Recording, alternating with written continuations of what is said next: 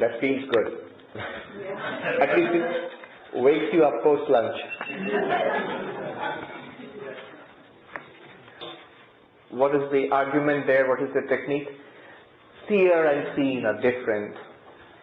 Sentient and insentient are different. The changing and the not changing are different. So now we have got the notion that I am an awareness. I'm using the word awareness, consciousness indiscriminately. And because none of them really captured the Sanskrit chit or Chaitanya. So awareness, consciousness, I am there. And I'm aware of the body and mind, and I use the body and mind. I somehow inhabit this body and mind, but I am not exactly the body and mind. So this is where we are. Now, in verse number 40, up to verse 39, this is what's going on. Verse number 40, Shankaracharya denies all of that. Whatever we had accomplished till now, he lets go of it. What's going on here? Let's see. Verse 40. If you want, you can repeat after me. Evam deha dvayadanya, evam deha dvayadanya, atma purusha ishvara, atma purusha ishvara, sarvatma sarvarupascha, sarvatma sarvarupascha, sarvatito hamabhyaya, sarvatito hamabhyaya. In this way. In which way? Whatever we have been doing since the morning. In that way. Deha dvayadanyam. Apart from the two bodies. Now I have two bodies. One is the physical body, this one, and the subtle body, the mind. So the mind is also taken as a body. So I am the indweller in the two bodies. One is the physical, we always translate it as a gross body, but the word gross in American English has taken on a different meaning in, I think, maybe in recent years. 40 years ago, did gross mean that? I don't know. It was like in the 60s. In the 60s, yeah. Right, it changed. So, gross, not in the sense, although the physical body can be kind of gross, but gross in the sense of the original meaning of the word gross, physical. Physical body, that which can hear, you can touch it, you can weigh it, the doctor examines it. And the subtle body. Subtle in what sense? How do you distinguish? The subtle body is what each of us is experiencing right now as our own thoughts, feelings, emotions, memories, our own personal stories, desires. How is it different from the gross body or physical body? Remember, that's available to only you. It's not available to anybody else, not even to the doctor, not even to the psychiatrist, unless you choose to tell him. So this first person we experience inside, first person direct experience we have inside of thoughts, feelings, emotions, that's the subtle body. And now I have realized I am neither of them. I am not the gross body, I am not the subtle body. In this way I am different from the two bodies. I am the self, Atma. I am Purusha, the conscious being, the Lord, Ishvara, in certain sense the Lord. Sarvatma, in everybody it's like that. Same consciousness in everybody. Sarva Rupasya, that is the one which is existing in all these forms. And Sarvatita, transcending all these bodies and minds. The body dies, consciousness goes on. Mind changes day to day, month to month, year to year. One day the brain might sicken and our subtle body will be affected. When the physical body is affected, the subtle body is also affected. Alzheimer's, Parkinson's, whatever. But consciousness, interesting, consciousness is not affected. And so why? Doesn't brain disease or something affect consciousness? No. A simple example. You say, if consciousness is ever the same, you might think, why? Early in the morning I feel less conscious, after a cup of coffee I feel more conscious. Vedanta will say the difference is in the body and the mind. It's the body which becomes more energetic, it's the mind which becomes clearer and you feel more aware. That's still in the mind. It changes. If you are tired, you don't feel all that alert. But that tiredness is in the body and the mind. Consciousness is just a witness of a tired body and mind. Consciousness is just a witness of a dull mind, of a sharp mind, of a keen mind. So it is the difference in the body-mind which makes these differences, not in consciousness itself. We have a very senior devotee in New York, Bill Conrad. He is in the Vedanta Society since 1955, and he's 95 years old now. And he said, "Oh, my memory is failing." I said, "Don't worry, mine is failing also at half your age." But the point is, you, the witness of the sharp, keen memory, you now notice the failing of the memory. You are not the memory. So that can be a big relief when you think about it that way. Now, 40, this is what we have got so far. 41. He takes it all back, whatever we have accomplished since morning. Ityatma deha bhagena, ityatma deha bhagena, prapanchasyaiva satyata, prapanchasyaiva satyata, yathokta tarka shastrena, yathokta tarka shastrena, tata kin purusharthata, tata kin purusharthata. Powerful verse. He says, in this way, when you separate the self from the body, what body? Physical body, gross body and subtle body. When you separate, this distinction, when you make it clear. And remember, the clarity is in the mind only. Where do you get the clarity? In the intellect, which is a function of the mind. What have you accomplished? Kim purusharthata, what goal of life has been accomplished by doing this? Yathokta tarka shastrena, in other philosophies, tarka shastra is nyaya, but in other philosophies, he means the dualistic philosophies. The Nyaya school, the Vaisheshika school, the Sankhya school, the Yoga school, the Purva Mimamsa school, all of the other schools, they say, the Hindu schools, they say there is a body and a mind and a separate self. What new thing have you said here in Advaita? You just said the same thing. And truly, at this point, we are where Sankhya stops. The Sankhya school comes and tells you are consciousness, not body and mind. The world, body, mind, they are all part of nature, prakriti, matter. Gross matter, subtle matter. But they are all matter. Now this is what Sankhya has accomplished. What new thing have you accomplished by doing all of this? What he wants to say is, non-duality, Advaita, has not been accomplished. Advaita means not two. How is it not two? I am consciousness, but here is the mind, second thing. Here is the body, a third thing. And here are so many other bodies and minds and non-living entities, billions of things. How is it not two? Advaita, non-duality has not been accomplished so far. That's point one. Point two, he says that all the other philosophies are also saying the same thing. You have not achieved anything new by this analysis. Third, Kim Purushartha, what goal is achieved by all of this? Because is a critique of Sankhya. You may realize yourself as pure consciousness, unchanging, immortal, but that still leaves a real universe out there. You don't know what is its relationship with you. And if it has once it has trapped you, you get mixed up with matter. And that is the conception of the problem of samsara in Sankhya. It can trap you again, it's still there. And then finally, another problem will be there. The Buddhist will come and say, prove it, that there is a soul, an Atma, apart from body and mind. Where is the soul, an Atma?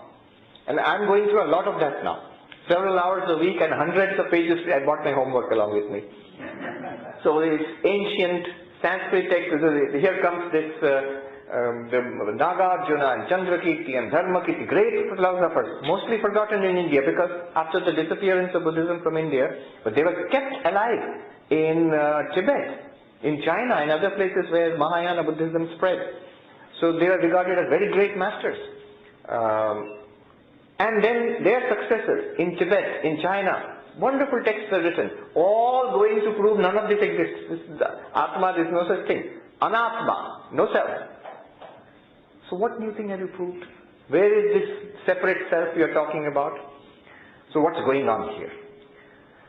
Shankaracharya says, it's not that there is a separate self apart from body and mind. Oh, so the Buddhist is right. No, not even that there is no self. Here in Advaita Vedanta, these two are reconciled. The dualistic Hindu schools say that there is an immortal soul, Atma, apart from body and mind, separate. There is a God, separate from this universe. And the Buddhist attacks and says, where is this? We only see world, we see the body, and when we introspect, we see the mind. Where is this sense? You are now already very advanced from the path of Advaita. You will immediately point out to the Buddhist, who is the one who sees these things? So you will and that's interesting. You might say it's a simple point, but it's not addressed in any of the Buddhist texts somehow. It is stopped there. Body, mind, the 5 skandhas.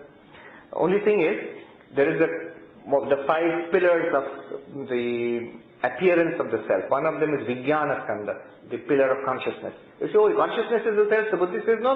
That's also phenomenal.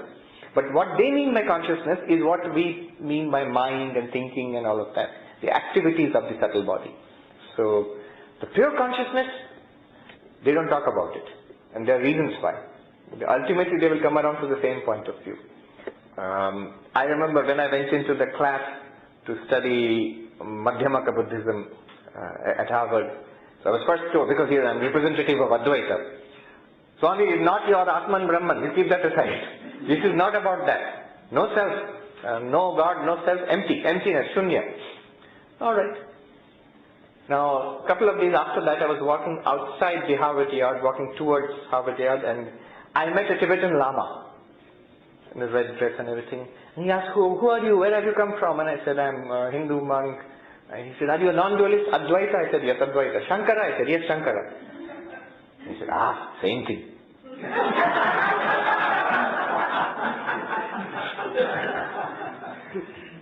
And he said, Shankara has written these 5 verses on enlightenment. I said, Manisha Panchakam, 5 verses on enlightenment. Yes. He said, I use it to teach in my class. Tibetan Buddhist class. So, how is this reconciliation possible? Advaita Vedanta says, the Hindu is right when he says that there is an immortal soul, right. The Buddhist is right when he says beyond this body and mind there is no immortal soul. He is also right. It is the reality of this world which is Atma or Brahman. It's not that there is a world, body, mind here and there is some Atma, Brahman there. No.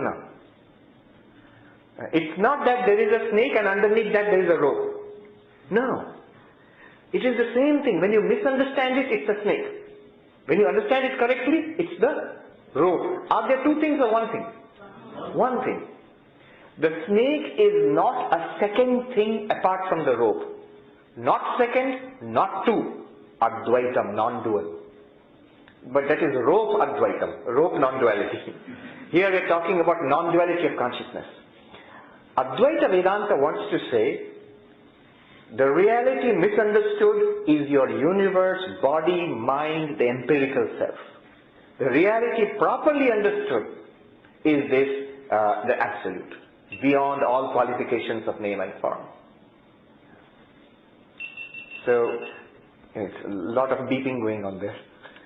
So that's all right. So this is what is going to happen now. 42.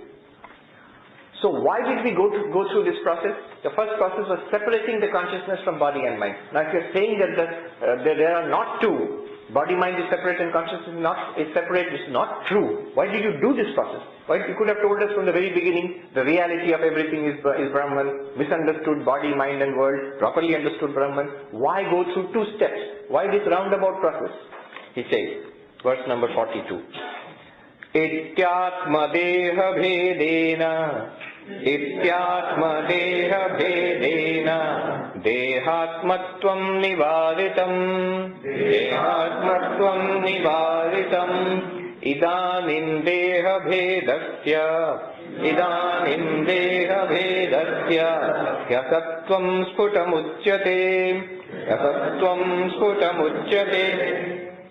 In this way, when we separate the self from body-mind, the error that we are bodies and minds, this error is overcome. What is the accomplishment? We have taken it for granted, without analysis, without any critical thinking. We are these bodies and minds. I was young, I'm old. No, body was young, body is old.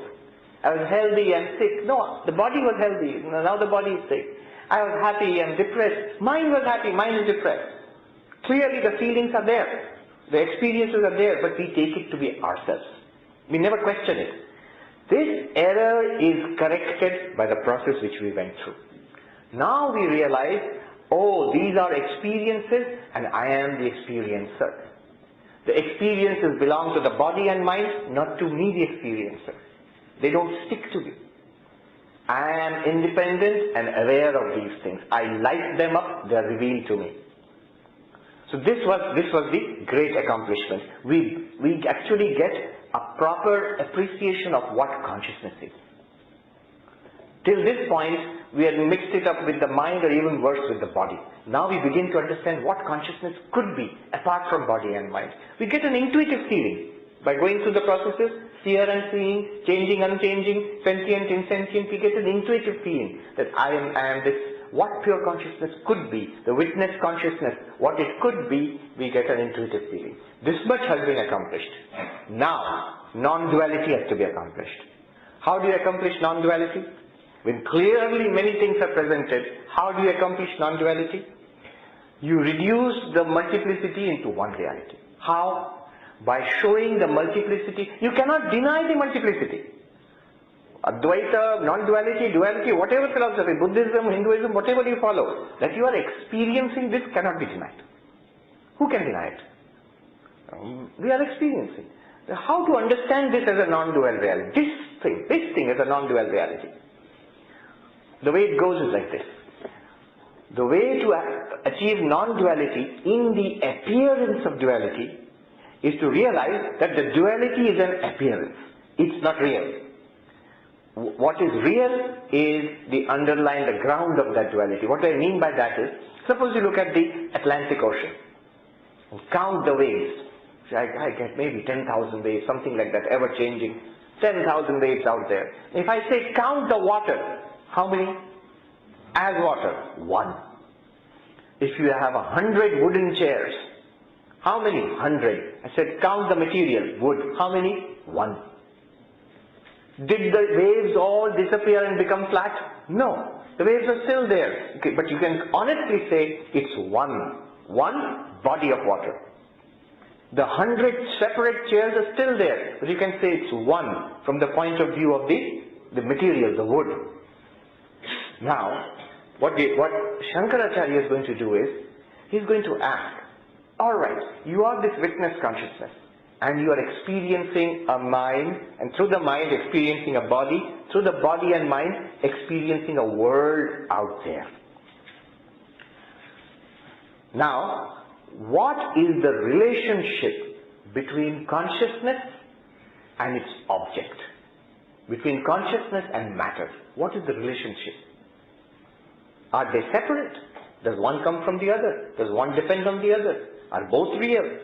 Or is one an appearance, other real? What is the relationship? He's asking this question. We have time up to 4:15. So we have got a little bit of time. Now, this question of relationship between consciousness and matter is a very big question. And right now a lot of discussions are going on. Broadly speaking, I'll give you 5 answers. What is the question? What is the relationship between consciousness and matter? Between consciousness and matter, energy, time, space, material nature. What is the relationship? 5 answers. One answer is that consciousness has come out of matter. One answer is consciousness has come out of matter. Who says that? The materialist says that. The reductionist. And they were these people that were thousands of years ago. We call them Charvakas, the ancient Indian materialists.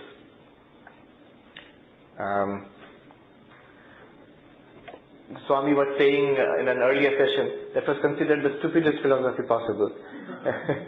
Yeah. Professor Amartya Sen, who got the Nobel Prize in Economics a few years ago, another one has got it recently, Abhijit Banerjee and Esther and Michael Kramer, 3 of them actually. So you get to meet these people. I mean, Professor Amartya Sen's classes I attend almost every other week. And I heard a talk by Michael Kramer last week only. And Abhijit and Esther are going to speak next week. So it's very interesting to hear their point of view. Professor Amartya Sen has written a book, The Argumentative Indian. I had a copy, but I don't have it with me in Harvard. So I bought another copy just to get his signature from his autograph. Very interesting. He is nearly 83, 84, but very brilliant and clear mind. So he gives very good classes. I was really surprised at that age how 90 minutes at a stretch he teaches. And every question he understands, answers. Yes, he yelled the question a little bit, but he understands and answers them very nicely. Anyway, in his book, The Argumentative Indian, he said materialism was a highly respected, powerful philosophy in ancient India. No. But he says why? Consider Sarva Darshana Sangraha, which is a compendium of ancient Indian philosophies, written about 700 years ago by Madhavacharya. And in that, the first philosophy which is mentioned is Charvaka Darshana, materialism, Lokayata Darshana, materialism. So high was the prestige. And he stops there. And that's not the correct presentation. In any book of any Indian philosophy, whether Vedanta, or dualistic Vedanta, non-dualistic Vedanta, Nyaya, or Buddhism, or Jainism, any of the ancient texts, the first school to be taken up, to be refuted, would always be materialism. Because it was considered the easiest to refute. It was the silliest point of view. So just because it's the first chapter, he's right, it's the first chapter, does not mean it was considered a very highly respected school. The materialist, the ancient Indian materialist and the modern materialist, the scientific materialist also says consciousness is produced out of matter. And there's a very strong case for that. Today, body, living body, nervous system, brain, and from that consciousness is produced. Massimo, the biologist and philosopher whom I mentioned earlier, he says consciousness is something that will be found only in living tissue, and that's also complex living tissue like nervous systems and brain, nowhere else. So that's a reductionist approach. Only it's produced from matter. One view. Second view, matter is produced from consciousness. Matter is produced from consciousness. Who says that? You might be surprised. All theistic religions say it. After all, what do theistic religions say? Our Father in heaven, or Jehovah, or Allah, or Vishnu, or Shiva. What does God do? God creates the universe. That's the definition of the theistic God. God is the creator of the universe. Now put it in philosophical language. Universe is matter. Matter, energy, time, space. If I ask, is your God conscious or unconscious? You say, no, God is conscious, of course. Alright, that means consciousness has produced matter. That's the second theory. The third theory is consciousness is all-pervasive. It's always there. Matter and time and space and energy are all pervasive, are always there. They are parallel realities. No one produces the other. They are fundamental realities. Time, space, matter, energy, fundamental, and consciousness is all somehow fundamental to this universe. Who says that? The Sankhya philosophy. Purusha and Prakriti. No, neither produces the other. They just interact. All theories, where do they interact? In you. You are conscious, and your body and mind are matter. They come together to produce what is called the jiva, the sentient being like us. Consciousness by itself, incapable of doing anything. Matter by itself, incapable of experiencing anything. Together, us. Only, we don't know it. We forget our nature as pure consciousness, and we think we are matter, and that's the problem. They have a very beautiful example in Sankhya and in Yoga also. So consciousness and matter alike. There was a man who could see but was lame, couldn't go anywhere. There was a man who was very strong but couldn't see. So they teamed up. The man who was very strong put the lame man on his shoulders, and the person sitting on his shoulders would guide him and describe what he was seeing. So both benefited by it. They would be able to move around. So consciousness and matter are like that. And consciousness and nature are, Purusha and Prakriti are like that. That is Sankhya. One might think all these old philosophies, not old. It has come back in a new form today. David Chalmers, who has proposed that hard problem of consciousness, he proposes a solution called panpsychism. If you look him up, he says that it may be time to consider a crazy idea. What's the crazy idea? It's not that consciousness is produced out of matter which we are thinking. It's impossible, he says, and he gives reasons why. How a physical entity. He has understood that division which we made. Anything that you can call this is matter. And consciousness is of the nature of subject. It's not in this category at all. He has understood that. And that's why he says it's a hard problem. How can this produce a subject?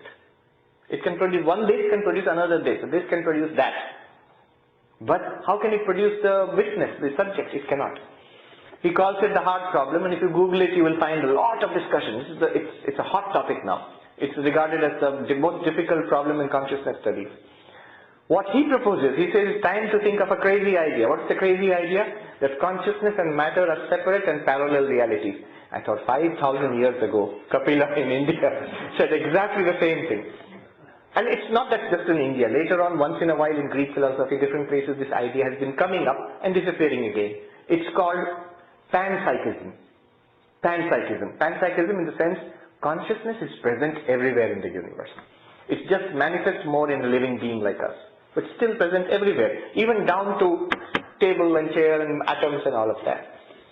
Of course, most scientists do not agree with him. I asked Massimo about, what do you think of David Chalmers' ideas? One is CUNY, another is NYU. He said, oh, he just gets one idea, what's each worse than the earlier one. But if you look up top 10 philosophers in the world today, David Chalmers is one of them. He's one of the leading philosophers in the whole world today. And I told you, the philosopher from Texas, Galen Strawson, he said, not even hard problem of consciousness, the opposite, hard problem of matter. Consciousness is not a problem at all. It's matter which has to be explained. That's the third response. First response, consciousness comes from matter, materialist. Second response, matter comes from consciousness, theist. Third response, matter and consciousness parallel. Fourth one, a strange response. There was a brilliant philosopher in India called Nagarjuna. If Buddhism had continued in India, Nagarjuna would have been as important as Shankaracharya, I think. So what Shankaracharya was for the development of Vedanta, Nagarjuna was for the development of Mahayana Buddhism, philosophical side. He said, it's not that consciousness has come from matter, matter has come from consciousness, not even that they are parallel realities, neither are real. I never understood that. I thought ultimately he means Brahman is real, he's just not saying it. Because Sri Ramakrishna said, it's not that Buddha was an atheist. He could not express it in language because actually it cannot be expressed in language, and that's the correct way to put it. I thought also Nagarjuna is saying that. But as we are discussing, you can also understand it in that way. That's also not wrong. One flavor of Tibetan Buddhism, the dominant one called Gelugpa, which is the school of the Dalai Lama, they actually believe this. It's all empty. Consciousness is empty and the universe is also empty. But then how are we experiencing things? How are we experiencing? Shunyam, sarvam shunyam, all are empty. If all is empty, how are you experiencing? You have to give up one, which is what I have understood now, you have to give up one deep assumption we all have. What is the deep assumption? Materialists, scientists, philosophers, devotees, spiritual people, all of us share one assumption, that there is some underlying truth. Scientists say the underlying truth is superstrings or something like that. And devotee will say underlying truth is God. We say it is consciousness or Brahman. Suppose you give that up. Just appearance. How will just appearance be there? Can one thing not depend on another? Chandrakirti, the commentator to Nagarjuna, says it's like a sheaf of hay. When you pack hay, you can put it bundles like this. This depends on that and that depends on this. It's not that this one depends on that. There is no ground to it. The two depend on each other. It's not that the objective universe depends on you, the subject. Object and subject arise together and disappear together. It's like the professor, it's a very interesting concept. The Professor Garfield, he explained it nicely. He said, consider money. What is the ground of money? What is the fundamental reality of money? Will you say there are dollars and cents and dimes and from that money has been created? No, no, no. Money is a fiction because of which you have dollars and cents and dimes. The actual dollars and cents and dimes have no meaning at all. What is real is the fiction itself, money. It's a convention and arrangement, that's all. Can you think of the whole universe like that? Normally we can't. We always keep searching. No, what is behind this? Suppose nothing is behind it. Suppose so this is one view. Both are empty. Both sides are empty. Consciousness and matter. Last one is the Advaita view. The Advaita view is consciousness alone is real and matter is an appearance in consciousness. So what happens? You are consciousness. Consciousness alone is real and the entire universe is an appearance in you. In Advaita this is called Brahma Satyam. Consciousness is real. Jagat Mithya. The world is an appearance. Where? To whom? To consciousness. Jiva Brahmaiva Napara. The individual sentient being, you, I, you are none other than that absolute consciousness itself. Consciousness is real. You are that real consciousness and the universe is an appearance in you. In you the real consciousness, not in you as a body. So this is the Vedantic conclusion. I've almost run out of time. Can I take 2 minutes more? What Shankaracharya does is, he gives a whole range of beautiful examples. We'll see 3 or 4 of them and stop in a couple of minutes. Please come to so many examples he gives. Come to verse number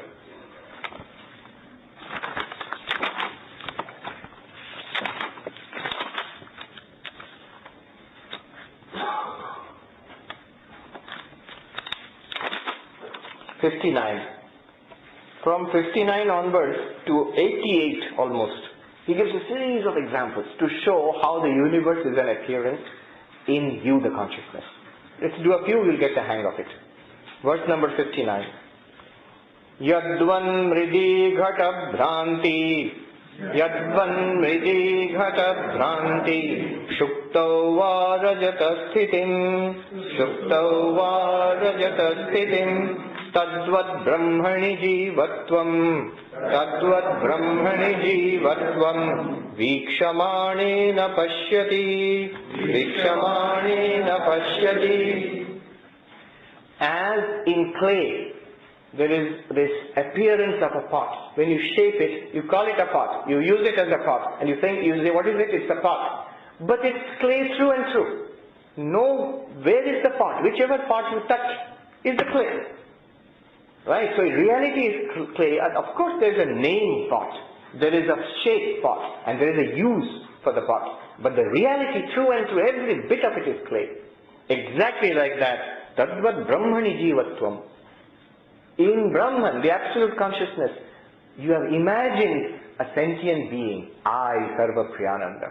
If you examine Vikshamanena pashyati, if you examine your own experience, if I examine my own experience, there is no sentient being called Sarvapriyananda. Every bit of it is only consciousness and consciousness only. Shuktau va rajata sthitim. Another classic example. Sometimes a seashell shines in the distance and a person is mistaken thinking it's a bit of silver lying on the beach. Why a bit of silver would be lying on the beach puzzles me, but anyway. So, there is no silver there, it's a seashell. Just as that error is there, similarly in our experience as awareness and objects appearing in awareness, we mistake ourselves to be limited beings of flesh and blood and interacting with other beings. So, actually there is only one consciousness. One more verse and we are done. Yatha 60. Yatha mridi ghato nama, Yatha mridi ghato nama, Kanake kundala vidha, Kanake kundala vidha, Shupto hi rajata khyati, Shupto hi rajata khyati, Jiva shabdas tatha pare, Jiva shabdas tatha pare. Just as when you put a particular shape to clay, you give it a name, pot. Just as you put a particular shape to gold and you give it a name, an earring. Kundala. Kundala means earring. You give it a name. You say, what do you mean give it a name? It is an earring. But what is an earring? Gold. If you examine it, every bit of it is gold. What you touch is gold. Its weight is gold. More or less, practically. And its value is gold. Somebody was joking that you don't know Swami. The value is not really in the gold. It's in Tiffany. It's the brand Tiffany. That is the value. No, I don't understand Vedanta. Why? If I go to Tiffany and I say, here, you keep the brand, I'll give you the sticker. Keep the sticker, I'll take the gold away. You can keep the rest of the earring. Will the value remain? No. No matter how wonderful the brand, if you take the underlying material away, nothing remains. All the value is mounted on the ground of the Absolute. The Absolute is the only reality. From beginning to end, there's nothing else there. The rest is illusion after illusion. So, and the proof of that is if you take the Absolute away, if you take Brahman away, if you take the gold away, nothing of the rest remains. Neither the name of the gold, neither the shape of the earring will remain, nor the value of the Tiffany sticker will remain, and the name earring becomes a name without any object then, if you take the gold away. True or not? A name has to refer to something. If you take the gold away from the earring, nothing remains. What does the name earring refer to? Nothing. And then we are back to our seashell and silver. Shuktau hi rajakakhyati. Similarly, he says, Jiva Shabda Sathapare. Individual sentient being, the Jiva, is just a name given to the transcendent. And it goes on and on like this. So many wonderful examples. So, at your leisure, do take a look. Can we take questions?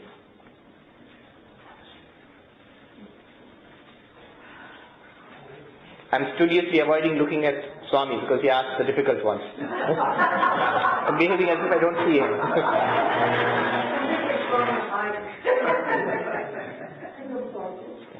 So my question is, your previous segment, you gave an example where with the help of a microchip, a person's happiness can be calculated. So my question is, it can be kept all time high. So my question is, how is this happiness different from Anand part of Satchidanand? Very good question. The question is that we gave an example of a new device. It came out, it was discussed recently in the press, which by putting certain chemicals in the brain for some time, it can boost a person's feelings of well-being very high. So this, really the person feels happy. How is this different from the Ananda of Satchidananda? So this can be controlled. How is this different? Now, I'll give you an answer in one sentence, and if you need, we'll unpack it. Let me ask you, how is the existence of the pot different from the clay? How are thoughts, feelings and emotions different from consciousness? In the same way, feelings of happiness, more feeling or less feeling of happiness, is different from the ananda, the bliss aspect of Brahman. Swami Vivekananda put it this way: it's not that Brahman exists, it is existence itself. It's not that Brahman Brahman knows something, it is knowledge itself or consciousness itself. It's not that Brahman is happy, it is happiness itself. And a pot, different kinds of utensils, there are different expressions of clay, but they are clay through and through. Any one of them is not clay. The reality of each one is clay. In the same way, Ananda is that which, when it is expressed in our mind, we experience as feelings of joy, happiness, bliss, delight, fulfillment.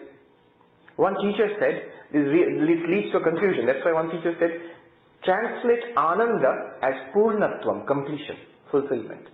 Infinite existence, infinite awareness or Chaitanya consciousness is completeness. So there is no possibility of any unfulfilled desire, as Swami said, Swami Nirvananandaji, who said, what is the outcome of enlightenment, realizing that I am Brahman? Not a single desire ever arises in my mind. Do you remember that example? And truly it was unforgettable, because I remember seeing him only once or twice. I was a little kid. I don't remember anything else except this old monk sitting there and looking at me. He had very big eyes. Very big eyes. He looked, they used to say he looked straight through you. And amazing. Who was there in the room? I was maybe 8 or 9 years old. What was going on? I have no idea except this person. It's as clear as I saw it maybe 40 years ago. Right now I can recall it, every bit of it. But before that, after that, nothing. It's all gone from the memory. So yes, Ananda is like that. Shankaracharya says, the entire ocean of bliss, the spray of which, no spray from an ocean, the spray of which the world is mad after, that entire ocean of bliss is within each of us. Yes.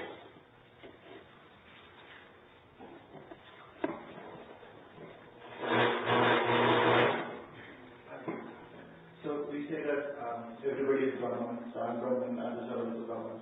So there is one saying which I heard in online or something. So if everybody is Brahman, let's say I'm stealing money from somebody else. I wouldn't say I'm stealing. I take money from other people. So why is this bad karma? Or why is that assumption wrong? Correct. Right. So many such questions can be raised. When you bring it down to the level of practical life, it seems very strange. It will lead to all sorts of illogical conclusions. Why is that so? That's why in Advaita Vedanta, it's a very big thing to distinguish between two levels of truth. There is an ultimate truth. What is the ultimate truth? Brahman is the only reality, the world is an appearance, you are Brahman. What is the relative truth, the lower level of truth? There is a world, beings are there, we think of ourselves as living beings, born and dying, there is society, there are laws, there is the law of karma. All of that is true. Are there really two truths? No. One is, this is called conventional truth, the Vyavaharika. And most of our discussion in Tibetan Buddhism is about this. This was invented actually way before Shankaracharya by Nagarjuna. He said the Buddha taught two truths. Paramartha Satyam, Satyam cha, Samriti Satyam cha. The ultimate truth, of course the ultimate truth is everything is empty. And the lower truth, and the word they used was not Vyavaharika. Vyavaharika in Sanskrit has the meaning of transactional, empirical. That's how we use it. The original meaning that the Buddhists used was Samriti, which means covering, delusive. But then why truth? Why did the Buddha teach two? Why not only the highest one? He says, Samritti manasritya paramartham nadigamyate. Very beautiful statement of Nagarjuna. Without taking the help of conventional truth, you cannot reach the ultimate. In conventional truth, only Vedanta society is there, books are there, Swamis are there. Only in the conventional truth all these things are available. And you have to take the help of these things. Spirituality, religion, whatever you want to accomplish, all of it is within the realm of conventional truth, even spirituality. With this help, you transcend this and realize the ultimate. Once you realize that, you don't need all of this. But your presence in this relative world is still subject to relative laws. The body goes on, but you know that you are not the body. Now, notice, when we ask the question, you could directly dissect the question and see where the flaw in reasoning lies. When you say, everybody is Brahman, then if I take money from somebody, how is that wrong? But notice, you have already given some reality to everybody. So there is everybody, there is I, there is money. That means you have already imported the conventional world into it. If it was only Brahman, there would have been no question of everybody. Even I as an individual, there would be no question. No question of money or taking money also. So from that point of view, it is one reality. So in the conventional world, that's why the word convention is used. Conventions have to be followed. If you violate the convention, you get further and further away from the ultimate truth. If you take use of the convention, make use of the convention, like morality, ethics and spirituality, it brings us closer to our goal, which is realizing the ultimate truth. But it's a good question. Often, because we are limited by language, so when you say Brahman is all pervading, Brahman is eternal, Brahman is non-dual, or everything is Brahman, or everybody is Brahman. Notice what we have already done. When I say Brahman is all pervading, I have assumed space. There is space and Brahman is pervading space. Actually, that's not true. Second, when I say Brahman is eternal, I have assumed time. And then I say Brahman is eternal. That's also not true. And I say everybody is Brahman or everything is Brahman. I have assumed everything. And then I say all of them are Brahman. That's also not true. Now you begin to see why the Buddhists are so big on Shunyata.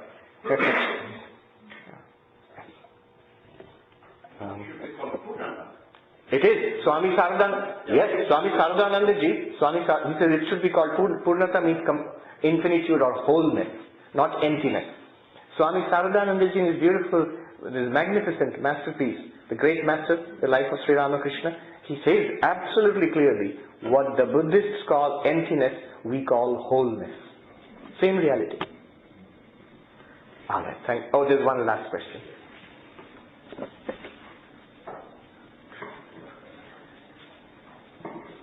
Just to follow up for the question he asked. When you say there are two realities and you cannot mix one with the other, then the knowledge that I am Brahman, how does it help me when I have a problem in conventional ways? Because all our problems, all our sorrows, they are in this reality. Absolutely. So when I say Asanoham, that means I am not attached to it. Right? I'm bringing that knowledge into this reality. Yeah. So, isn't that what we are supposed to do? Right, you're supposed to do that. If you try to keep these two separate, correct. you have different problems. Correct. You cannot keep them separate. For the reason is the conventional level of existence does not exist separately. The pot does not exist separately from the clay. First, you have to realize that the pot is nothing but the clay. You realize the clay nature of the pot. Then you realize that clay alone is appearing as the pot, and that does not prevent you from using the pot. Now similarly, once we realize that we are Brahman, then we realize as Brahman I have no birth, no death, no gain, no loss. As Brahman manifested as this world, this body has a birth, and this body will one day die. But now what has happened is, once I realize my nature is Brahman, I am not the body, I am Brahman, appearing as the body, the fear of death goes away. And almost instantaneously. Still a little unpleasant to die, but the deep existential fear, what we will normally call a terrible problem, it goes away. The fear of death goes away. The fear of being incomplete. What could you want out there? It's all you already. Everything in this world, a fancy car, nice house, whatever it is you already. None of it exists apart from your real nature as Brahman. So you may get all of that, or you may not get any of it, or you may get a little bit of it. It's exactly the same to you. Again, human beings, human relationships, problematic. Now when you have that knowledge, you have at the deepest sense, it's very beautiful, at the deepest sense, they are all one with me. I alone am in all these forms. Now when I'm back in these forms and I'm interacting with myself, how beautiful that is. There is really no sense of separation between you and anybody else. But that does not mean that everybody will be transformed into a saint immediately. No. So that same consciousness is acting through the prism of many minds, many mindsets. Colored glasses, same light passing through colored glasses gives different impact, different experience. But now you can deal much better with the world, much better with people. Be strict where you have to be careful where you have to be. Sri Ramakrishna's beautiful example of the tiger Narayana. All are Narayana. That does not mean go and embrace the tiger Narayana.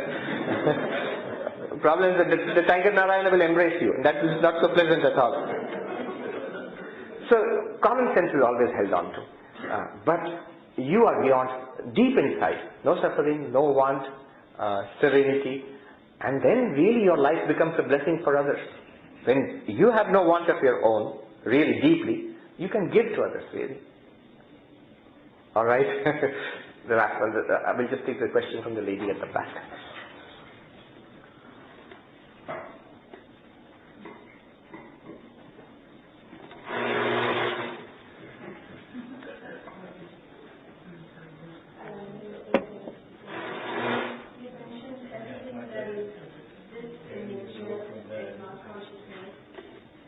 This morning, and so I was thinking about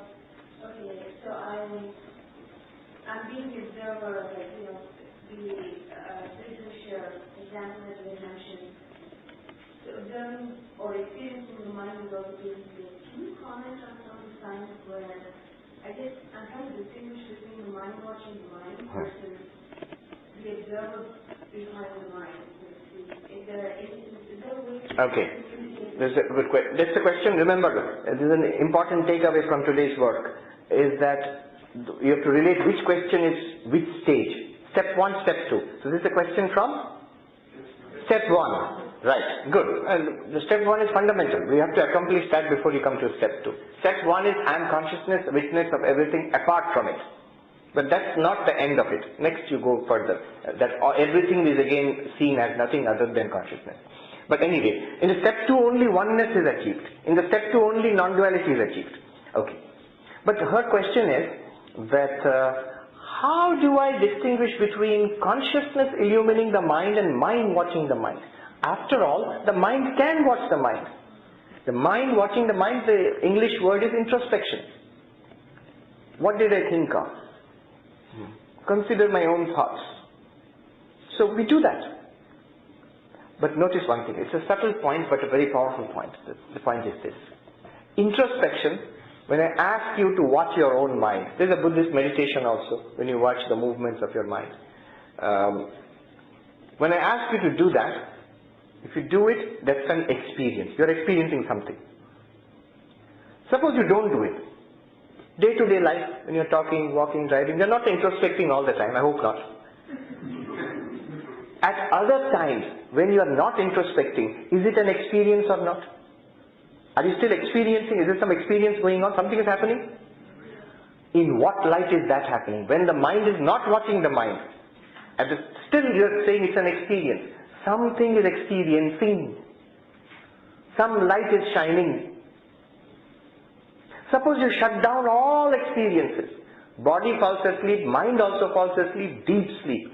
Even that Vedanta calls an experience. What is shining in deep sleep for which we can say afterwards, I slept deeply? Yeah, so that consciousness is not the mind. And this point has to be made clear, because otherwise in this step 1 there's always the danger of mistaking a subtle function of the mind for consciousness. I have understood what consciousness is. Still the mind.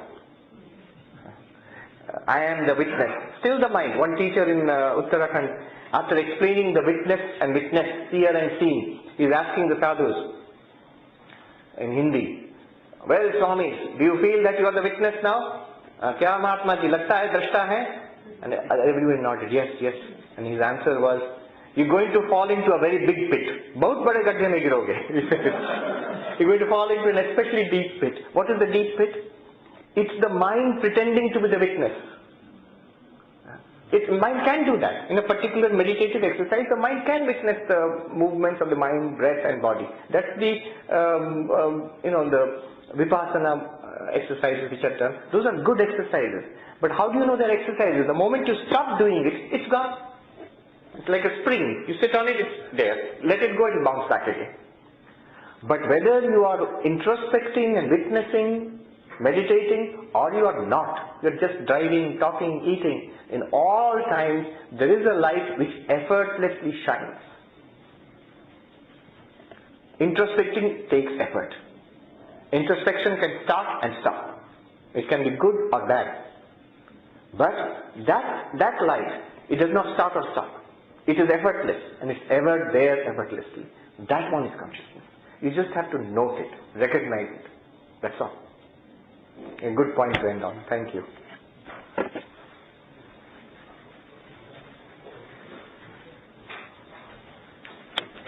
Written questions and answers, and I'm just going to throw these out to the Swamis and let them answer. One was already answered in this session here. A lot of 1950s atomic physicists and quantum mechanics pioneers were captivated by Advaita Vedanta philosophy. The core of quantum physics is how the observer, Drig, changes everything and creates a subjective reality of the world around it. Your thoughts?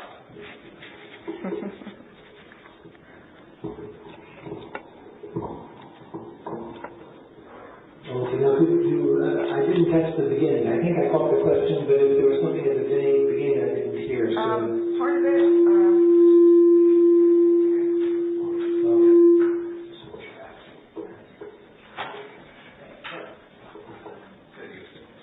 Okay, a lot of 1950s talk physicists and quantum mechanics pioneers were captivated by ideas philosophy. Okay, that's the part I missed. The core of quantum physics is how the observer changes everything and creates a subjective reality of the world around us.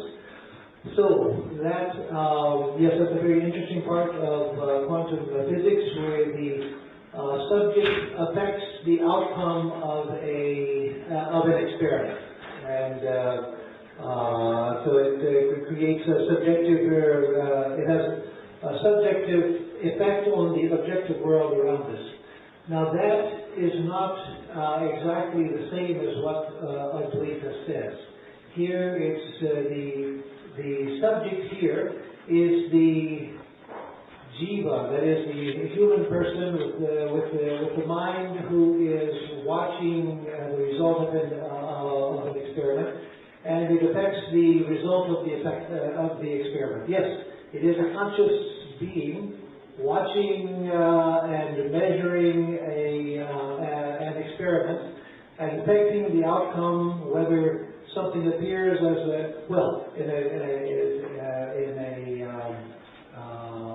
measuring an electron, trying to specify where an electron is, the momentum and the position, I think it is. It's been a long time since I studied these things.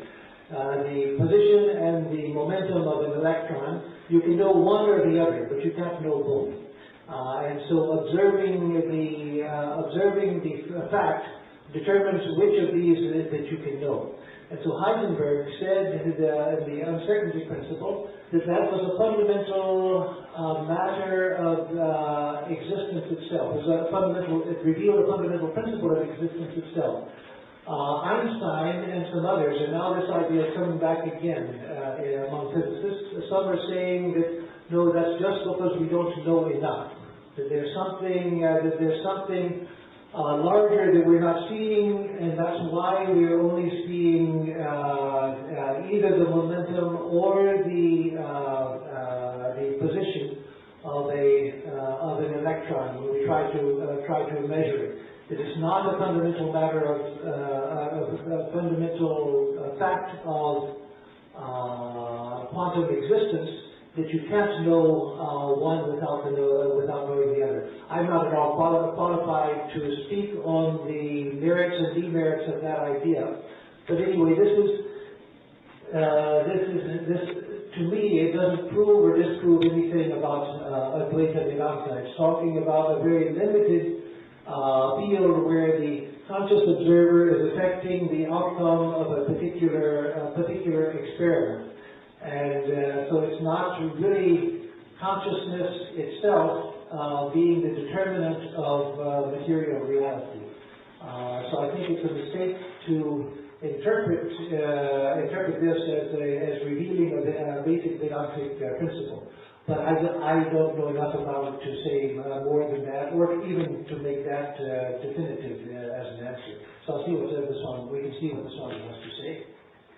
I know you less, but I just have a funny story to add to this. Heisenberg, have you heard of Heisenberg's cat? No, Schrodinger's cat, not Heisenberg's cat. I got confused. So, Schrodinger's cat is, they say that when the wave function collapses, it could be either, they have this experiment. So it's a mental experiment, nobody actually does this thing, but it's a mental experiment where the cyanide capsule will either break open and the cat in the box will die, or it will not die. And until you see, they say that the cat is either dead or not alive. So that is a Schrodinger's cat paradox. So recently we had a talk at Harvard by Sean Carroll. He is a well-known physicist from Caltech. He's written a new book, the latest book in the whole series of books about quantum mechanics. It's called Something Deeply Hidden. And his answer, his innovation contribution to this, the funny part is that he says it's very cruel to kill cats. So I'm making a Schrodinger's cat. A cat is either awake or asleep. A sleeping cat, not cyanide cat. So I hope it will be adopted from now on.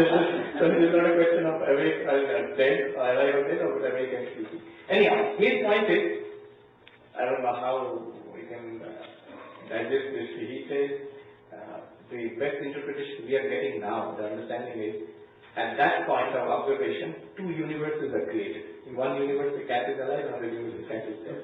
And at every moment, millions of universes are branching out like this. So we have billions and billions of universes. Okay. The next two questions have to deal with the sheaths or the bodies. The first question is, what is the causal body and how is it different from the subtle body? Okay, there are two systems of analysis of the human person in Vedanta. One is the three-part analysis into the causal body, subtle body, and physical body. Another is the five sheaths. So I'll stick just, and the two have been related to each other, but I'll stick to the question which is about the gross body, the subtle body, and the causal body. The causal body is the body that we experience in deep sleep. In deep sleep, what do we experience? We experience nothing. Not that we don't experience, but we have the positive experience of nothing. We're experiencing the absence of thought, of meditation, of anything objective. And so it's said that in that experience of deep sleep, we're having the direct experience of the primordial ignorance, which is the fundamental cause of our phenomenal being. So to explain that, I have to explain two types of powers of ignorance.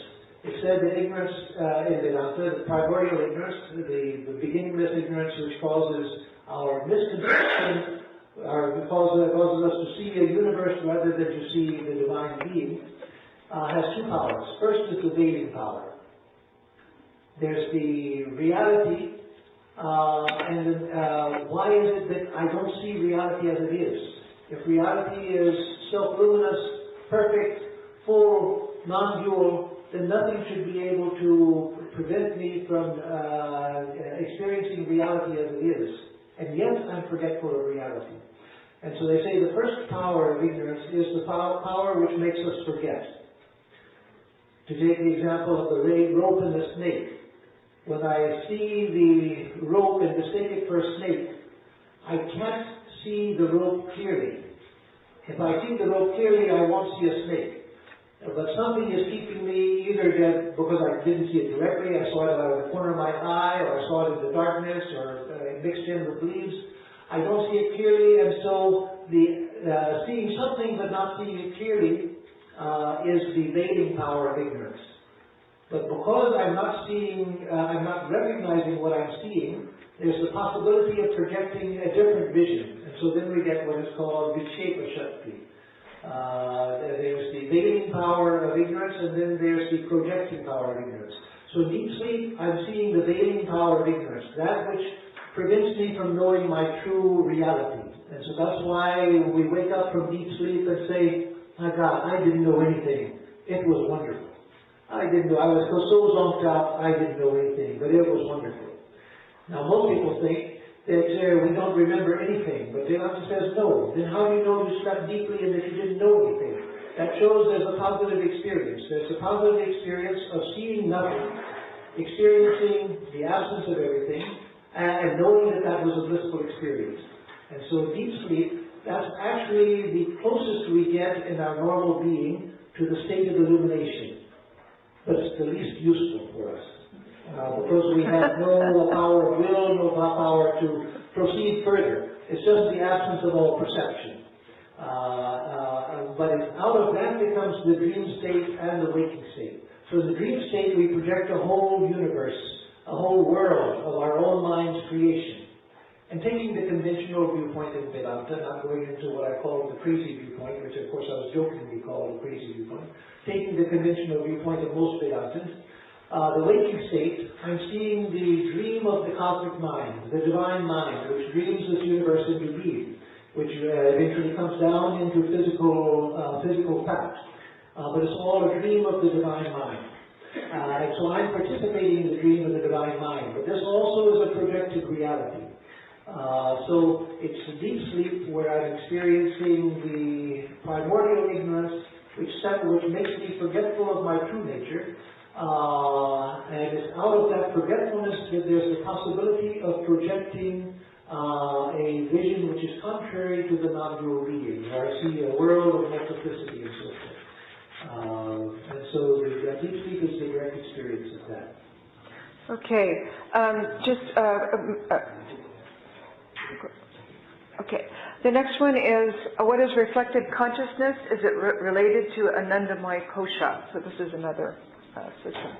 Yes, the reflected consciousness, in Sanskrit it's called Chidabhasa, literally meaning the shadow of consciousness or the reflection of consciousness or the appearance of consciousness. The best way to understand it is exactly what we are experiencing now. We always say, yes, I'm conscious. But this consciousness feels like something. It's a lot like moonlight. So moonlight, it lights up the world at night. And it seems to be coming from the moon, but there's really no such thing as moonlight. It's the sunlight reflected from the moon. But it is that reflected light which lights up the world at night. Similarly, consciousness, here the words are used sort of figuratively. Reflected in or channeled through the mind is what lights up our life, by which we can see, hear, smell, taste, touch. All of this is done by reflected consciousness. And this is exactly what we are experiencing now. And this is not our real nature. That's why when the Buddhists deny that Panchaskandha or 5 skandhas are not the self, they say consciousness is also not the self. But what they mean is that reflected consciousness is not the self. Otherwise, I agree. Reflected consciousness is not the self. But reflected consciousness is most useful. If you want to work, study, come for Vedanta, all of that is because of reflected consciousness. Another way to understand it is, suppose there's a dark room. We're standing outside and we want to see what's in the room. And there's sunlight outside. You can take a shiny object and shine sunlight into the room. And the way you turn the shiny object, a beam of light will go from the shiny object and fall on certain things in the room. Now that tremendous light outside is like Brahman or pure consciousness, which you are, your real nature. The shiny plate which you're using is like the mind. This is an example. And the beam of light which springs from that plate and illumines different things in that room, that's the reflected consciousness, being channeled through eyes and ears and nose, through the mind, thinking, feeling, all of that is that one beam of consciousness. Okay, we're going to end with this, and then we'll have the waving of the lights, and just one quick announcement, and we will adjourn. How to reconcile Advaita Vedanta with the worship of Shakti, Kali, Lakshmi, others, gods and goddesses. Yes. How to reconcile the worship of the gods and goddesses with the reality of Brahman. Swami Vivekananda once said to Nivedita, without going into any philosophical explanation at all, just presenting it as a fact, he said, it is Brahman and yet it is the gods also. Meaning that he didn't even try to reconcile them. That is, that within the realm of manifestation, then the gods and goddesses and Shakti are real. One of the problems in talking about God from the standpoint of Advaita Vedanta is that Advaita Vedanta seems to make God part of the illusion, and therefore God is unreal. And so if we worship God, we're worshipping a convenient illusion so that we can get to something else which is the reality. We're worshipping this, which we make up because it's convenient and it's part of the illusion, but then what we're really going to is over here, which is Brahman. No, that's not the case. That Brahman is the reality, the only reality, but it's the reality which is appearing as this universe. And when Brahman appears as the universe, then as Sri Ramakrishna and Swami Vivekananda both held, then the idea of God and the fact of God is not an idea, not like a concept, but the fact of God is a necessity. If you have a world, you have God. But what is God? God is that reality. It is that reality that the same Brahman appears as the Divine Mother or as the gods and goddesses when we have a world. From that standpoint, Vedanta would, at least the Ramakrishna Vivekananda Vedanta would say, that there's an incompleteness to Sankhya and to Buddhism both, because both of them deny the existence of God. Vedanta says that the existence of the world necessitates, not from a theological standpoint, not from a dogmatic standpoint, not because the scriptures say so, but from an experiential and psychological standpoint, necessitates the idea of God. And so when you, as long as you see the universe, you will see Brahman as God, as Shakti, as Kali, as Lakshmi, as Ganesha, etc. And when you, speaking from a devotional standpoint, if you go closer and closer to them with love and with devotion, a time comes when you come so close that you just want to run and dissolve yourself into them. And then you find that which I was worshipping is Brahman, is the Atman, is my own self, is the self of the universe. And so, from an experiential standpoint, from a psychological standpoint, there's no contradiction between devotion to a personal God and the attainment of Brahman. It's just that the devotee takes the appearance of the universe as provisionally given. I don't need to question whether it's real or unreal. There is a God. I approach God, I come so close to God that eventually I want to just enter into God. And then I realize that Brahman alone exists. The non-dualist wants to approach directly the principle itself. They're not interested in a relationship with God, the worship of God, and so forth. The pure Jnana Yogi, they just want to know what is reality itself in the sense of principle. Whereas the devotee sees the beauty of God and approaches God through love until they come to the same reality. But there's not this contradiction between the personal God and the impersonal reality. It's only the standpoint from the standpoint of perception. Very good. Thank you, Swamis. We want to thank you very much for a brilliant retreat today. We're going to have another one tomorrow. It'll start at 10 o'clock. Please bring your books. And right now we're going to end with a ceremony of the waving of the lights. If the Swamis wish to sit there.